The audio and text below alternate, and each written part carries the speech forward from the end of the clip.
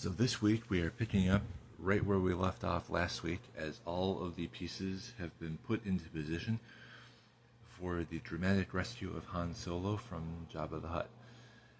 And the events of Return of the Jedi kick off.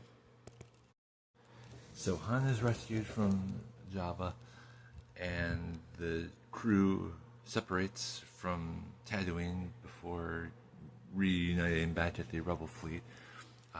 Luke goes to visit Yoda, who passes away, and learns of a bunch of secrets, confirming, yes, spoiler alert, if you don't know it by now, I don't know what rock on Tatooine you've been living under, but Darth Vader is in fact Luke's father, and Luke has a sister. So after that, Luke goes back to meet with the Rebel fleet as they are discussing the plans to assault and destroy the second Death Star over the forest moon of Endor. As we all know, everything goes according to plan. Eventually, just like any great plan, there are various snags and hiccups and everything, but between the ground forces on the forest moon and the naval battle that takes place over the planet, the second Death Star is destroyed.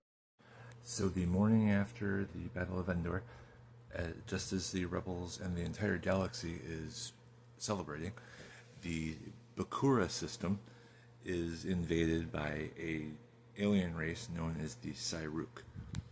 They are, the closest that I can remember their equivalent being, they're an alien race very similar to the Borg, where they assimilate people into their collective hive mind and use their life energy to power their weapons and ships and everything. But over the course of about a week after the Battle of Endor, it gets to the point where the Rebel Alliance and the remains of the Galactic Empire realize that they have to come to some sort of truce, and that leads to the title of the book, and they overpower the Cyruvi invasion, and everything goes on from there. So next week we are going to cover the events that happen after that. I think we jump ahead a year or two. I think